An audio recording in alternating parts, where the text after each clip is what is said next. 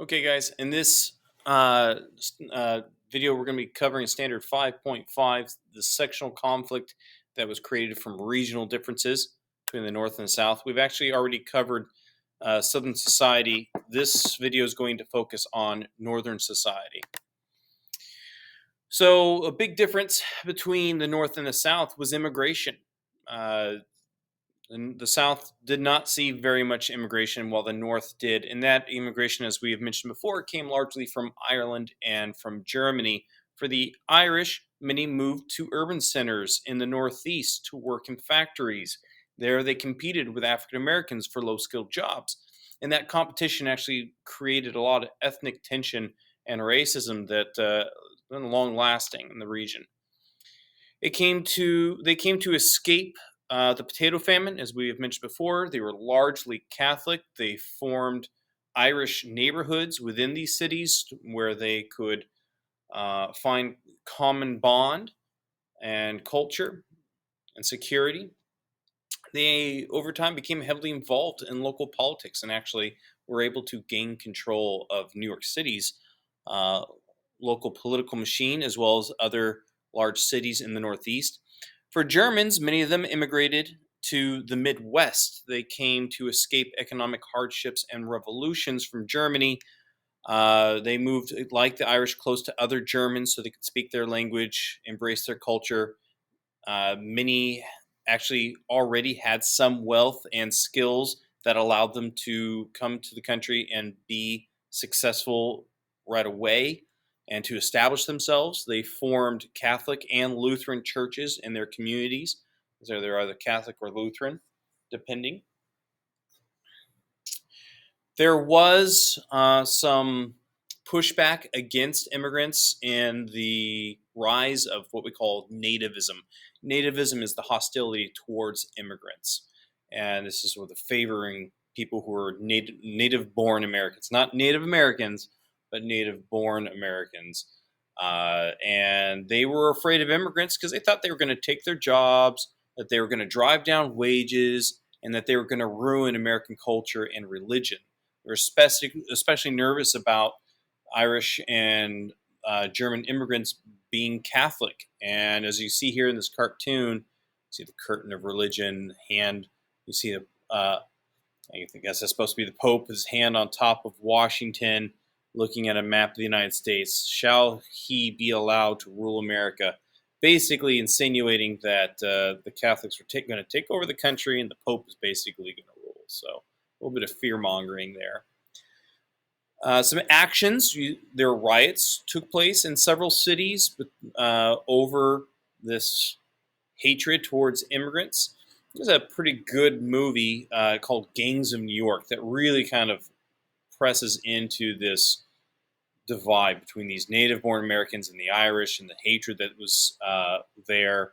And it's a great movie. It starts off really weird. I'm not going to watch it here, but if you're ever looking for an older film that is especially good, check out Gangs of New York. They also formed secret societies to oppose immigration. The Know Nothing Party was one of these. Came out. It was originally known as the American Party. They're called the Know Nothing Party because it was secret, and if anyone asked about the party, they'd say they know nothing. They actually had some success electing individuals into some local and state offices, though not much. The issue of slavery, though, eventually replaced nativism as the central issue in the North until the end of the Civil War, and then nativism became a big topic again. The economics of the North. We've talked about how the economics of the South were centered around agriculture. Well, in the North, it was centered around industry, and that industry grew. So as there's new technology that came in that allowed for factories to spread out from New England to the rest of the northeastern states, the steam engine played a large part of that, no longer having to be next to river systems for powering the factories. Uh, Other new tech that really changed the factory systems in the Northeast. The sewing machine made by Elias Howe took clothes from clothes making from the home and brought it to the factories. So now people are not just making cloth, they're also making clothes themselves. The factories are. And the telegraph, made by Samuel Morse, which we have talked about before, it sped up communication, allowed for communication over vast distances almost instantaneously, kind of like a text message with its beeps and boops and all that and stops, with which they called Morse code. And it helped create a national marketplace by allowing for communication for the sale of and purchase of goods over across large distances. Then, of course, you had the railroads, which replaced canals by 1940. Canals were very expensive to build. Railroads much cheaper, and they were faster. To help build these railroads, government policies were used, not just federal government, but state and local governments, by providing special loans to these companies to help build railroads, by providing them tax breaks. And the federal government even began giving land away to these railroads so that they could connect states and these regions together for the economy. And the effects were pretty big, right? For one, cheap and fast transportation of goods and people. It promoted Western agriculture by connecting it with the Northeast. So now in the Midwest, they're able to build up that farm and agriculture uh, more than they could before, and they can connect it to the Northeast by those railroads, not just by rivers, which gave them a strong commercial interest in the Northeast. So you see this alliance begin to form with the Midwest and the Northeast through industry.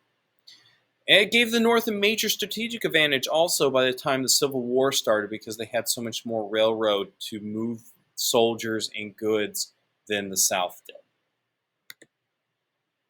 Okay, and of course, another major factor that divided the South and North was the issue of slavery, right? So the North and abolitionism, and again, we have talked about abolitionism, so I'm not going to take too deep a dive here, but the Fugitive Slave Law of 1850, which came from the Compromise of 1850, angered the North for many different reasons. It required all escaped slave cases be heard in federal courts instead of northern courts, and federal courts were much more likely to convict somebody of being a runaway slave, even if they weren't, because actually federal judges made more money by a guilty plea than an innocent plea. They are accused escaped slaves were denied a jury trial. It was just a judge. Northern law enforcement were required to help enforce it, and those who actually supported runaways could be punished as criminals, and that was pretty severe. Northern resistance to the law still occurred. They used the court system to try to fight for accused slaves. They protested, and some even resorted to violence to protect runaway slaves from slave hunters. Then you have abolitionist activity on the northern side. So some things that the North did that pissed off the South: the Underground Railroad, which was a loose network of activists who helped free slaves. Uh, Harriet Tubman, we talked a lot about, was among those, the most famous. Freed around 300 slaves, made about 19 trips into the South. And the abolitionists also wrote books and newspapers criticizing Southern society and slavery. And among the most popular and famous was Uncle Tom's Cabin, written by Harriet Beecher Stowe.